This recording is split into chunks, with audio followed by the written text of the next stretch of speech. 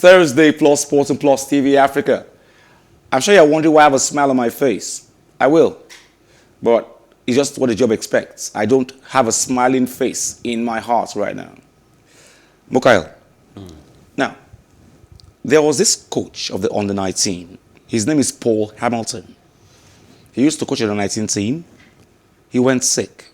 Now, I used to be in a different office before I came here. So I used to have a complimentary newspaper, sports newspaper. So every time I get home, I take it to him because he wants papers to read and he couldn't afford to buy a 50 naira sports paper.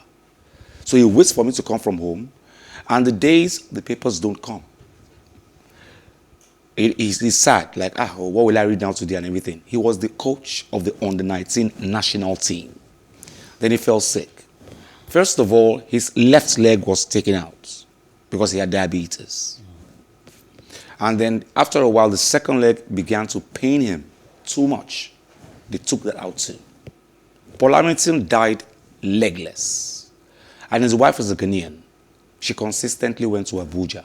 That's money to travel to Abuja to go and ask, give this guy a small thing, even if it's a small thing. They didn't until Paul Hamilton died. As I speak to you now, Paul Hamilton has not received 1 naira. Dosu Joseph was on this show sometime last year, and he spoke about how his accident happened near Sheraton and that the government promised to give him money. After a whole year, Dosu Joseph still limps till now because the government didn't do anything. They said that he was on a private mission. He wasn't on an official federal government mission. He should take care of himself. But that was after a year. He limps till now. He said that on this program sometime last year. Now, Nigerian legends Nwankwo Kanu and Austin J.G. Okocha are among several people who reacted online after former Super Eagles striker Emmanuel Amunike posted a video of himself receiving treatment in an unknown hospital, lamenting his health condition. Amunike was tournament's top scorer with 4 goals as the Eagles won a 3rd African Cup of Nations title in 2013 in South Africa. 34-year-old forward is experiencing the twist of fate as he is currently battling an ailment, which according to him seems serious. Former Fenerbahce forward posted a video of himself receiving treatment with the nurse attending to him. Now, God is good. The pain is too much for me, and my heart cannot carry it anymore. Emmanuel wrote alongside the video he posted on his official Instagram account. The video has gone viral and has sparked reactions from Nigerians who expressed concern over the retired footballer's health and prayed for his quick recovery. Peter Okolo wrote, "Lord, have mercy on him and let your healing power rest in him." Also joining others to pray for Emanike's Marley Davidson, who wrote, "Wish you speedy recovery, bro. You shall overcome any illness that is weighing on you because by his stripes we are healed." The video also drew the attention of ex-internationals. Former Eagles and Arsenal forward Nwankwo Kanu responded to the post with a message that said, "Get well soon, my brother. God is with you." Austin J.J. Okocha wrote, "Get well soon, Nwanne." In the spirit of the Good Friday tomorrow, the spirit of the reason for the season, and the reason why, like the Christians would say, our stripes are healed, Emmanuel Amunike is sick. I can assure you, apart from his fellow footballers and well-meaning Nigerians, he is not going to get jack help from the Nigerian government. He won't get anything. On some level, you know, you want to play devil's advocate for the government on one level because these professionals did not sign up for a job that comes with a pension. They're not on any government pension roll, so they are not technically entitled to anything from the government. But at the same time, you know, these are heroes. They might not have gone into battle. Don't get me wrong. I'm not saying the government should do anything. I remember Gaza, Paul Gascoigne, who went into drug rehabilitation, and the treatment was funded by players like Ryan Giggs, Paul Scholes. I'm not saying government should come into play, but apart from we should sometimes, the government should show some humane. I think government should come into play, because when we talk about the likes of Paul Gascoigne being getting treatment by the virtue of contributions from fellow England internationals, ex-England internationals, the fact is the football that they play over there is more profitable. Their wages when playing for the national team is never delayed. They are always taken care of, and they do have a working system in the country that comes with health care. Insurance is available, health insurance is available. Our system does not have that. So the government has to cover up for the cracks that it itself has created by not having a system in place for such situations. If the fellow Nigerian athletes, fellow Nigerian footballers were in a position of tremendous strength to financially help them, then by all means they should. It's humane. Debola and AG are going to help us put the phone lines, the hotline, on the screen. And of course, we're talking about Nigerians who have worked for us, heroes, like Mikhail calls them. You know, should we wait for Rashidi Yekini to die, and we hear that he had some illness, some mental illness, easily treatable. Should we wait for Stephen Keshi to die? Should we wait for... Now, Emmanuel Amunike is on the front line, on the burner right now, and we don't want him to die. Really, we don't want him to die. And to be honest, let's ask this question. We realize more and more every day the effects that the physical strain of football and other sports have on the human body. And even recently in the UK, laws were being considered about banning heading, because research had proven... Eventually, at the end of the day, it affects your brain, Yes. Parkinson's disease and all that. How do we know that, considering how physical our football is in Africa, how do we know that even the ex-player you mentioned who got into an accident wasn't suffering from some mental fatigue while driving?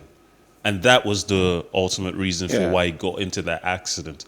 The fact is, government must make exceptions for these people, because they do not play a sport they do not work in an environment that comes with a pension fund. And as such, when there's an opportunity to do what is humanely right, because at the end of the day, most of what these people need is not in the hundreds of millions of naira. It's just a little compassion. A single government. The hotline is on the screen, and of course, we're talking about the way we Nigerians treat our heroes past. People who have actually played, suffered. So it doesn't matter what topic we're discussing. You can still call and tell us what you think we can do to ensure we take more care of our patriots, people who have done things for us. I just want to point out that when there's an election season coming up, we hear of one governor buying 100 Mercedes cars for some chieftains because they're trying to curry favors. But they can't take care of... But they can't take care of this. The hotline is there on the screen. You can call from anywhere. Abuja, Katsina. Well, you guys do that. It doesn't matter. So we're going to the next topic now, but you can still stay with that topic. The topic is, how do we learn to take care of our heroes? Amunike should not die. People have died. Rashidi Yekini died like that. Paul Hamilton died like that. I am a witness to that. I saw him die, actually, and it still hurts. And I don't think Amunike should die like that too. This is Emmanuel Amunike, USA 94 fame.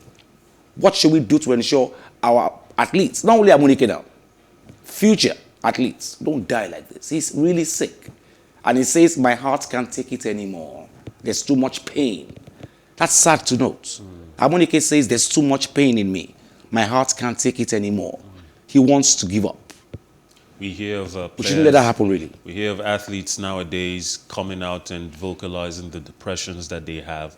And those are mental health issues. This is physical and mental. And possibly mental. The fact is mental health issues he says, I can't take it anymore. Mental health issues still carry stigmas. So I can understand that we're possibly not socially evolved enough to deal with those situations. Our sporting administrators and administrations and institutions haven't yet been equipped with the kind of tools to help athletes deal with that. But when it comes to physical pain, when it comes to problems that players are going, ex-players, ex-heroes, current heroes are going into the hospital for physical traumas, then if our government doesn't do anything, it rubs off badly on us because they represent us, and it says that we don't care. Quickly, there are strong indications yesterday, some good news, that the United States may have dropped all charges against Nigerian sprinter Blessing Okagbare, who is serving a 10-year ban over drug offenses.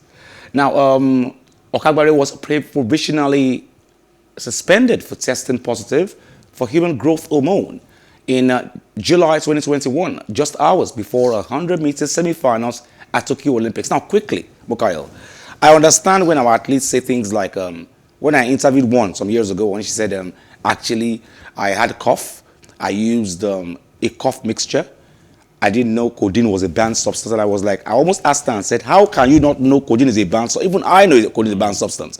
You know, but, well, these excuses have come and go, but we hear that Okagbare just might have been dropped all our charges. Not 10 years, not 1 year, all charges. Well, I mean, they say the U.S. has dropped charges. I don't know if the Olympics are going to drop the charges and revisit her ban.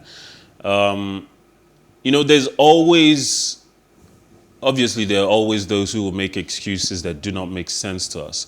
But sometimes there's a genuine ignorance that cannot be ignored, because that would be ignorance on our part. And oftentimes, the athletes abroad are surrounded by a team. They have a PR guy, they have lawyers, they have doctors. In Nigeria, most of our athletes don't have that. They don't have a village raising them, helping them keep away the bad press, helping them manage and prevent bad decisions, whether in personal life or in the course of their sporting careers. Okay, now let's look at the Champions League. I hope I have the fixtures now. We know it's Liverpool against Villareal, and we know it's Manchester City versus Manchester City versus Real Madrid. Real Madrid. And so let's look at that quickly. Okay, yeah, that's it. Man City, let's take on Man City versus Real Madrid first off. What do you see this one? I think it's going to go Real Madrid. I think we're going to get a rehashing of a Liverpool versus Real Madrid finals. The final where Ramos injured Salah and he was unable to feature. And at the end of the match, Real Madrid walked away with the trophy. I think we're going to see a rehashing of that final. So Man City, I don't think, when a team like Real Madrid, a team that the Champions League is literally basically built for, they are built for Champions League football. When you consider that it's just one more level, one more stage away from the final, I don't think they throw it away. The fact. So there's no point in us discussing Liverpool against Villarreal. You're already giving it to Real Madrid against. I've already given it to Liverpool. I think Liverpool have demonstrated consistently. Villarreal cannot stun Liverpool. That their style of football is they are the kings of the pressing. And the team that holds the ball most is considered the team that will win. But Liverpool are proving that the team that can force turnovers more is the team that will win. Okay, don't forget, you can actually talk to us on our phone lines, on the hotline, and talk to us about why Nigerians don't take care of our heroes. We saw Rashidi Ekini and we know the story, the sad story. And then what do we do? What do you think we should do to ensure that we can take care of these heroes? Amunike is dying, as he says. He says, my heart can't take it anymore. This is sad news this morning. And we shouldn't let him die, at least. And we can do something, you know? But now Liverpool has set up a Champions League semi-final with Spain's Villareal after Roberto Firmino scored twice in a 3-all second leg draw with Benfica. Now Benfica, to get 3-all from nothing, that's fantastic, really. Yeah, I think that's why you can say Liverpool can be complacent sometimes. I think I wouldn't say that. I think it's the same thing that happened with Chelsea. Nothing to lose because they had already considered 3 goals in their first leg at home, and they were going away to play against Liverpool at Anfield with nothing to lose, everything to gain, and caution could be thrown to the wind because away goals no longer mattered. And even if it did, they had already considered. Let's hear what Klopp has to say on this one.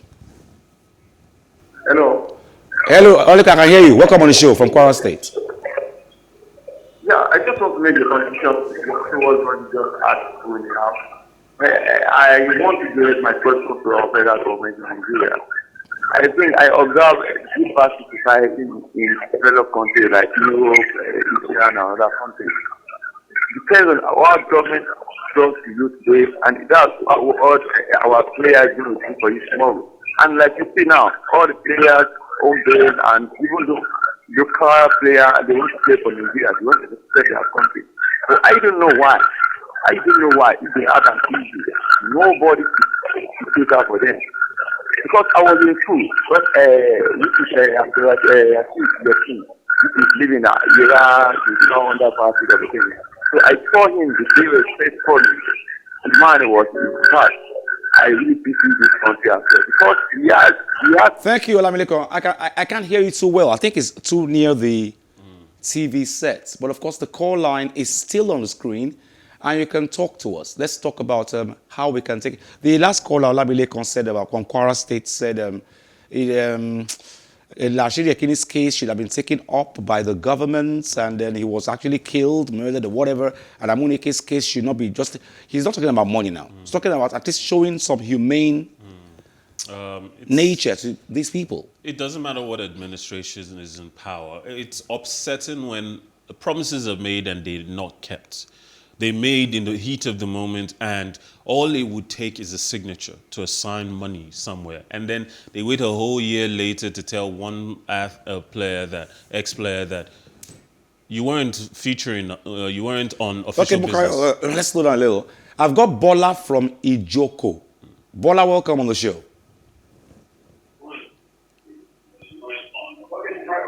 Welcome on the show, Bola. Thank you. Bola. I want to confirm, is it Emenike or Amunike? Amunike. Emmanuel Amunike. I think I lost Bola there from Ijoko.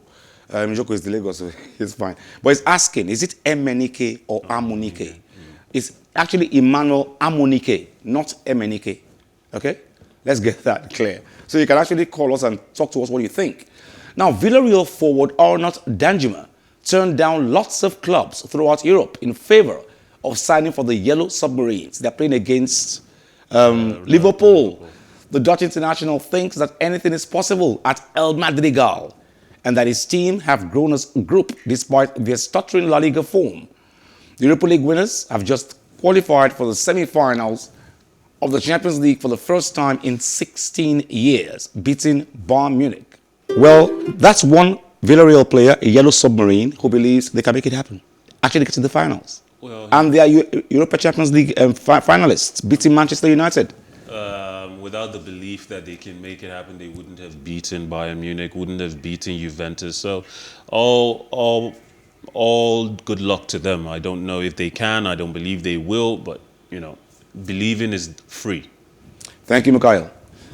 Isaac, I call him Zico, was behind the cameras. You can't see him, but he makes you see us. Okay, thank you very much, Debola De Blue. Arsenal fan. I don't want to use the word unfortunate, but Arsenal fan though. Thank you very much, AJ Ajasa. He has many accolades. He's got newly married man, Lord of Ajase, different things, but he's Ajasa AJ. Thank you very much. Thank you very much, Paul George, PG. I call him the President General. Thank you very much, Esther. We met. Thank you very much.